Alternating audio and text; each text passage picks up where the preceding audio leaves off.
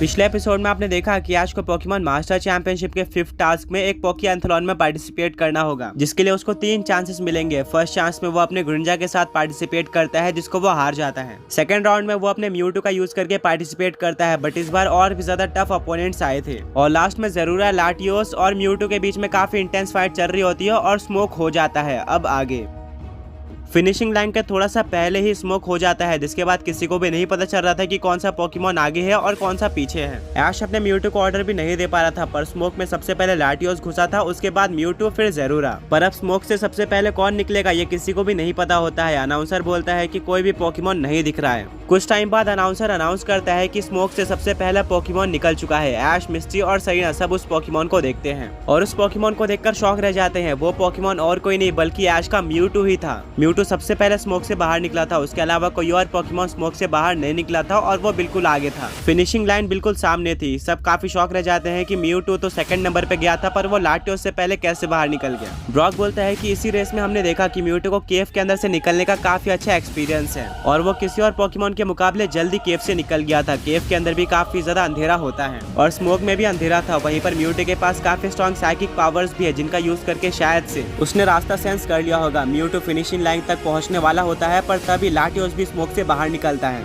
और क्योंकि रास्ता बिल्कुल सीधा था, वो एक जेट प्लेन के स्पीड से म्यूटू के पास आ जाता है। सब ये देखकर काफी शॉक रह जाते हैं। अनाउंसर बोलता है कि ज़रूर अभी बाहर नहीं निकला है। अभी करेंटली 2 पोकेमॉन्स रेस में हैं, जो कि है लाटियोस और म्यूटू। दोनों ही आसपास आके खड़े हैं, बट अभी के लिए स्लाइटली म्यूटू आगे है। अब ऑलमोस्ट फिनिशिंग लाइन आ गई थी। म्यूटू अभी भी आगे था और जैसे ही वो फिनिशिंग लाइन को टच करने वाला होता है, लाटियोस अपनी स्पीड और ज्यादा बढ़ा देता है और वो म्यूटू से कुछ देर पहले ही फिनिशिंग लाइन को टच कर लेता है, जिसके चलते म्यूटू सेकंड आता है। ये देखकर ऐश, ब्रॉक, मिस्टी और सरीना सब काफी ज्यादा डिसअपॉइंटेड हो जाते हैं। अनाउंसर बोलता है कि हमें काफी अच्छा मैच देखने को मिला है, जहाँ पर म्यूटू सेकंड आया है एक काफी इंटेंस फाइट देने के बाद। ऐश को अभी भी बिलीव नहीं हो रहा था कि लास्ट में लाटियोस ने काफी ज्यादा ऑसम कमबैक किया है। तभी वहाँ पर कमिटी मेंबर आता है और बोलता है कि इस रेस के अंदर तुम्हारे म्यूटू ने काफी ज्यादा अच्छा किया, बट अनफॉर्चुनेटली वो हार गया। अब अगली रेस के लिए हम ज्यादा टाइम वेस्ट नहीं करेंगे। अगली रेस सिर्फ और सिर्फ आधे घंटे बाद होने वाली है, जो कि तुम्हारी फाइनल रेस होगी और इसमें तुम्हारा सेप्टाइल पार्टिसिपेट करेगा। तब तक के लिए ट्रेनिंग करो और प्रिपेयर करो नेक्स्ट रेस के लिए। अब ऐश के पास ज्यादा सोचने का टाइम नहीं था, वो अपने सेप्टाइल के साथ ट्रेनिंग करना स्टार्ट कर देता है। ब्रॉक बोलता है कि इस बार पोकी एंथलॉन में पोकेमॉन वर्ल्ड के one of the fastest Pokemon आने वाले हैं, जो कि लाटियोस से भी ज्यादा फास्ट होंगे। तो इस बार तुम्हारे जीतने के चांसेस और भी कम है। तुम्हारे पास सबसे अच्छा मौका सेकंड राउंड में ही था,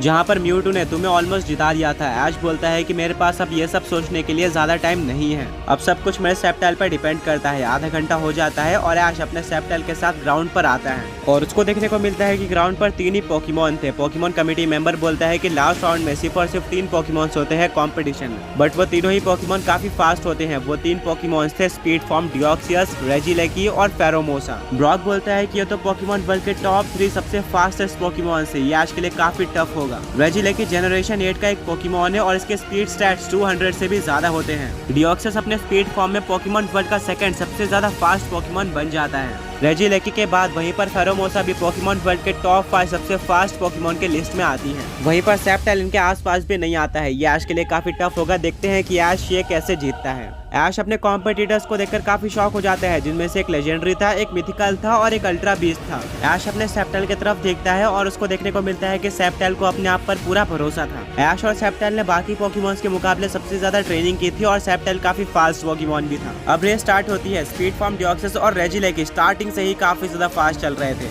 वो सेप्टाइल से काफी ज्यादा आगे हो गए थे। सेप्टाइल 3rd नंबर पे चल रहा था, वहीं पर फेरोमोसा लास्ट थी। अनाउंसर बोलता है कि यहाँ पर तो सिर्फ 2 ही पोकेमॉन्स पे कंपटीशन चल रहा है, जो कि स्पीड फॉर्म, डिओक्सियस और रेजिलेकी। ऐश ये देखकर काफी सैड हो जाता है कि सेप्टाइल शुरू में ही डिसएडवांटेज में आ गया था, पर तभी सेप्टाइल भी स्पीड पकड़ लेता है। ब्रॉक बोलता है कि सेप्टाइल स्टार्टिंग में थोड़ा स्लो चलता है, पर जैसे ही वो स्पीड पकड़ लेता है वो काफी फास्ट हो जाता है और ये सेप्टाइल के लिए बिल्कुल पॉसिबल है, क्योंकि जहाँ तक मुझे याद है उसने होइन रीजन में एक स्पीड फॉर्म डिओक्सियस को कैच कर लिया था। ब्रॉक की बात सुनकर ऐश की होप जाग जाती है। सेप्टाइल भी धीरे धीरे कर अपनी स्पीड पकड़ लेता है और अब वो रेजिलेकी और डिओक्सियस के पास आते जा रहा था, पर अभी भी सबसे टफ कंपटीशन डिओक्सियस और रेजिलेकी के बीच में ही था। कुछ टाइम बाद एक काफी बड़ी रिवर आ जाती है, बट इस बार ये कोई नॉर्मल रिवर नहीं थी। इस रिवर के बीच में काफी सारे स्टोन्स लगे हुए थे, जिनके ऊपर जंप करके एक पोकेमॉन को उस रिवर को पार करना था। फ्लोट करके इस रिवर को पार नहीं किया जा सकता था, जिसके चलते रेजिलेकी और डिओक्सियस को काफी दिक्कत आती है, जिसके चलते वो काफी स्लो हो जाते हैं और सेप्टाइल वहाँ पर पहुँच जाता है और वो काफी तेजी से जंप कर करके उस रिवर को पार कर लेता है, जिसके चलते वो स्पीड फॉर्म डियोक्सस और रेजिलेकी से आगे आ जाता है। किसी तरह से डियोक्सस भी वहाँ से बाहर निकलता है, पर रेजिलेकी की असली स्पीड उसके फ्लोट करने में होती है, ना कि चलने में, जिसके चलते वो काफी धीरे हो जाता है। अब स्पीड फॉर्म डियोक्सस और सेप्टेल में काफी टफ बैटल चल रही होती है, वहीं पर रेजिलेकी काफी पीछे हो गया था। अब सामने एक माउंटेन आ जाता है जहाँ पर सेप्टेल बिल्कुल डिसेंट स्पीड से चढ़ रहा होता है, वहीं पर डियोक्सस काफी फास्ट तरीके से माउंटेन के पीक पर पहुंच जाता है। वहीं पर रेजिलेकी भी सेप्टेल के पीछे से आकर माउंटेन के पीक पर पहुंच जाता है। अब सेप्टेल 3rd नंबर पर हो गया था। अब डियोक्सस और रेजिलेकी नीचे उतर रहे होते हैं, बट वो फ्लोट करते हैं, जिसके चलते उनकी स्पीड ज्यादा नहीं थी। तभी सेप्टेल माउंटेन के पीक पर पहुंच जाता है और वो नीचे उतरना स्टार्ट करता है। वो भाग रहा था, जिसके चलते उसको ग्रेविटी से सपोर्ट मिलता है और वो काफी तेजी से नीचे आता है, डियोक्सस और रेजिलेकी दोनों को पीछे करते हुए, जिसको देखकर अनाउंसर काफी ज्यादा शॉक रह जाता है। ऐश बोलता है कि सेप्टेल इस स्पीड को खोना मत, इसका पूरी तरह से एडवांटेज लेना। सेप्टेल बिल्कुल भी नहीं रुकता है और वो उस माउंटेन के फ्लो के साथ चलते रहता है और अब वो फाइनली माउंटेन से उतर जाता है। रेजिलेकी और डियोक्सस काफी ज्यादा पीछे हो चुके थे। अनाउंसर बोलता है कि अब तक हमने किसी पोकेमॉन के सबसे ज्यादा टॉप स्पीड रिकॉर्ड कर ली है। सेप्टेल काफी फास्ट चल रहा है, इतना फास्ट पोकेएंथलॉन में आज तक कोई भी पोकेमॉन नहीं भागा था। इसकी स्पीड 175 किलोमीटर पर आवर है। इसके पहले रेजिलेकी का रिकॉर्ड था 167 किलोमीटर पर आवर के स्पीड से भागने का।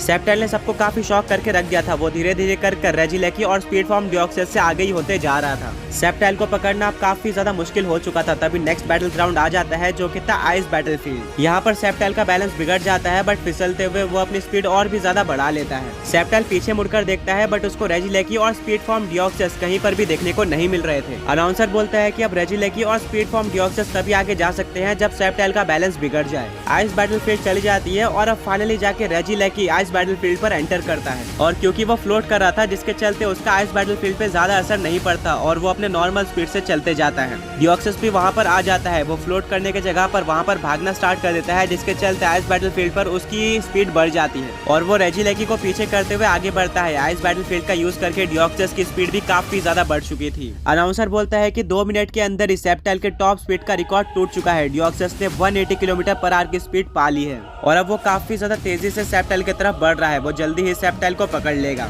वहीं पर रेजिलेकी अपने नॉर्मल स्पीड पर चल रहा होता है। अब सेप्टेल को डियोक्सस दिखना स्टार्ट हो जाता है। ब्रॉक बोलता है कि मेरे अकॉर्डिंग डियोक्सस और सेप्टेल, इन दोनों पोकेमॉन्स के बीच में काफी कड़ी टक्कर होने वाली है। दोनों ही पोकेमॉन्स काफी फास्ट लग रहे हैं और डियोक्सस जरूरत पड़ने पे फ्लोट या फिर भाग सकता है, जो कि उसके लिए काफी बड़ा एडवांटेज है। वहीं पर रेजिलेकी सिर्फ और सिर्फ फ्लोट कर सकता है, जो कि एडवांटेज और डिसएडवांटेज दोनों है।